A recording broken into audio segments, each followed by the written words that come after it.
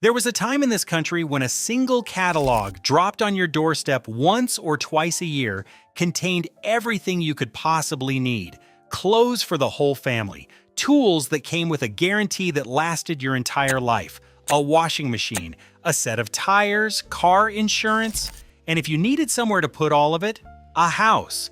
An actual house, shipped to your front door in 30,000 pieces with 750 pounds of nails and a 75-page instruction book with your name printed in gold on the cover. That catalog was the Sears, Roebuck and Company Big Book.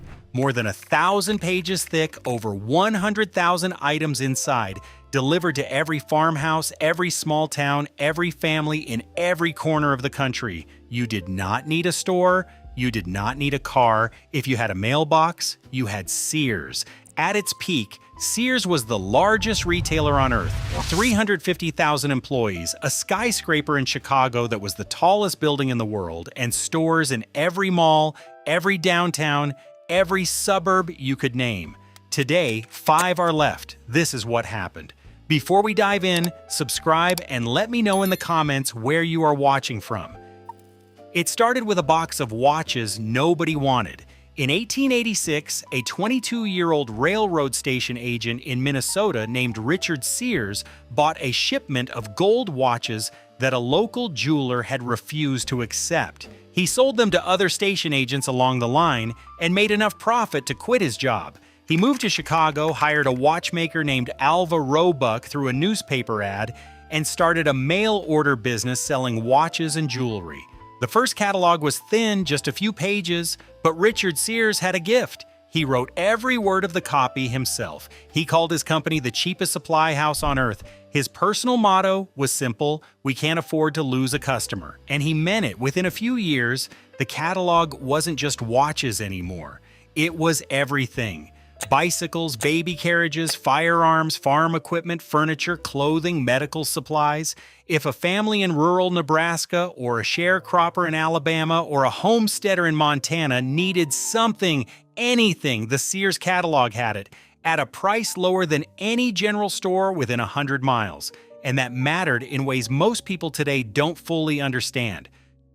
2/3 of Americans lived in rural areas at the end of the 1800s. The local general store was often the only place to buy goods, and the owner set the prices however he pleased. If you were a sharecropper, you probably worked for the same man who owned the store. Your credit was controlled, your choices were limited. What you could buy depended on who you were and what the man behind the counter decided you deserved. Then the Sears catalog showed up. And nobody at Sears knew who you were. Nobody knew what color your skin was. Nobody made you wait in line behind anyone else. You wrote what you wanted on a piece of paper, mailed it in with your money, and the same product arrived at your door that arrived at everybody else's. For Black families in the Jim Crow South, this was not a small thing. It was a revolution in a brown paper package. A historian at Cornell named Louis Hyman put it plainly: the catalog undid the power of the storekeeper, and by extension the landlord. Black families could buy without asking permission, without waiting, without being watched, with national prices, the same clothes, the same tools, the same dignity. And the white store owners knew exactly what that meant. They organized public bonfires of Sears catalogs. They offered $50 bounties to anyone who brought the most catalogs in to be burned. They spread rumors that Richard Sears was a black man, hoping to trigger a boycott. Sears responded by publishing photographs of its founders to prove they were white. That is how threatening a mail-order catalog was to the racial hierarchy of the American South. But it went further than shopping. Julius Rosenwald, the man who bought out Alva Roebuck's share in 1895 and turned Sears into a corporate powerhouse, believed something that was unusual for a wealthy white businessman in that era. He believed the plight of Black Americans was the most serious problem in the United States, and he did something about it. Together with the educator Booker T. Washington, Rosenwald funded the construction of more than 5,000 schools for Black children across 15 southern states between 1913 and 1932. By 1928, 1 out of every 3 rural Black schools in the South was a Rosenwald school. Over 700,000 children were educated in those buildings. Black communities raised millions of their own dollars in matching funds to build them. Today, only about 500 of those schools still stand. Most Americans have never heard of them. And then there were the houses. Starting in 1908, Sears began selling entire homes through its catalog. You picked a design from more than 400 styles, everything from a 3-room cottage with no bathroom for $146 to a 10-room mansion with a grand staircase and a 2-story colonnade for just over $5,000. The kit arrived by railroad boxcar, 30,000 pieces, lumber, roofing, windows, doors, nails, screws, paint, varnish, and a construction manual with step-by-step directions. You built it yourself with your family and your neighbors the same way people used to raise barns. Between 1908 and 1940, Sears sold somewhere between 70,000 and 100,000 of these houses across North America. Thousands are still standing. In Pittsburgh alone, there are more than 1,000. In Cincinnati, over 700. Most of the people living in them today have no idea their house was once ordered from a catalog and delivered on a train. Sears even offered mortgages to pay for them, and unlike the banks, they didn't ask about your finances. If you had the money for a down payment, you could own a home. For marginalized families who would have been turned away by every bank in town, this was the only path to home ownership that existed. The catalog was just the beginning. In 1925, Sears opened its first physical store inside a mail order plant on the west side of Chicago. It was far from downtown, in a working-class neighborhood, and everyone said it would fail. It didn't. By 1929, there were more than 300 stores. By 1941, more than 600. And Sears wasn't just selling things, it was creating things. Craftsman tools were launched in 1927 after Sears bought the name for $500. The brand became so synonymous with quality that generations of American men handed down their Craftsman wrenches the way others handed down watches. In 2017, Stanley Black and Decker bought that $500 name for $900 million. Kenmore appliances first appeared in 1913 on a sewing machine, eventually expanding into washing machines, refrigerators, and dishwashers that were in kitchens across the country for a century. Die-hard batteries were the kind that started your car on the coldest morning of the year. Allstate Insurance was founded as a Sears subsidiary during the Great Depression in 1931 and is now one of the largest insurance companies in America. All of it was born from one store that started with a box of rejected watches. By 1969, Sears was the largest retailer in the world and the biggest private employer in the United States. 350,000 people worked there. Annual sales hit $10 billion. And to mark its dominance, Sears did what dominant companies do. It built a monument. The Sears Tower in Chicago opened in 1973. It rose 110 stories and it reached 1,451 feet, the tallest building on Earth. They used enough concrete to build an 8-lane highway 5 miles long. The first 50 floors were filled entirely by Sears employees.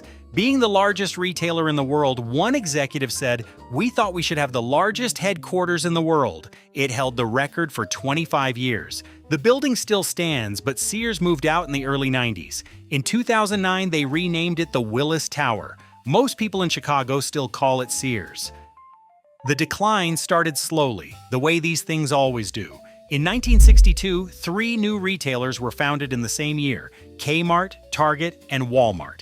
They offered lower prices, faster service, and relentless expansion into the same suburban markets Sears had owned.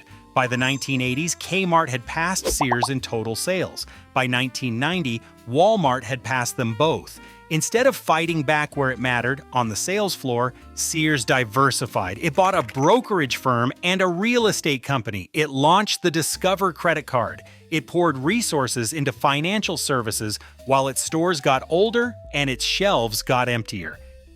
In 1992, the company posted a $3.9 billion loss, the largest in the history of North American retail. The response was to dismantle everything they had built. They spun off Allstate. They sold Dean Witter.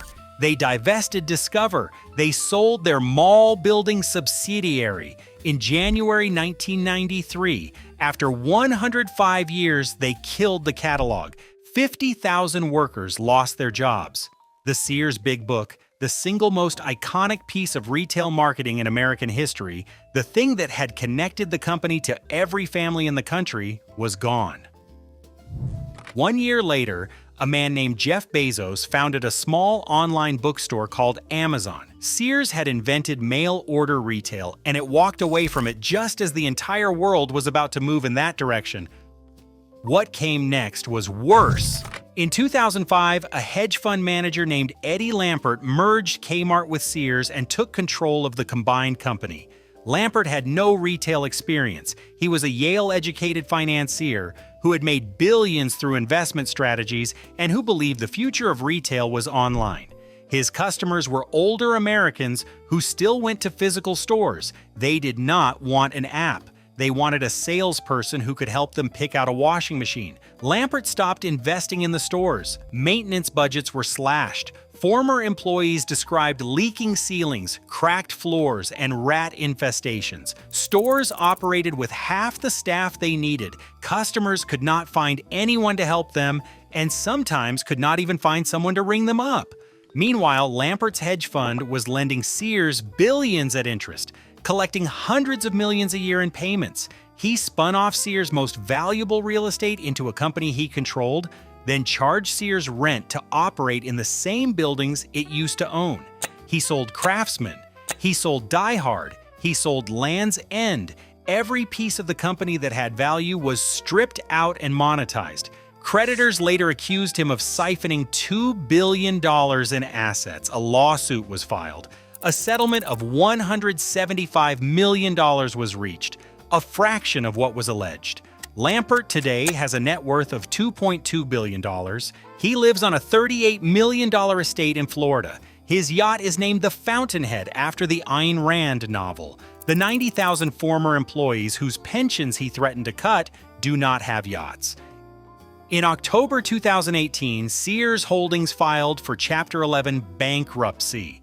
Lampert bought what was left through his hedge fund for $5.2 billion and created a new company called Transform Kyo, whose primary business has been closing stores and selling real estate. The last Kmart on the mainland closed.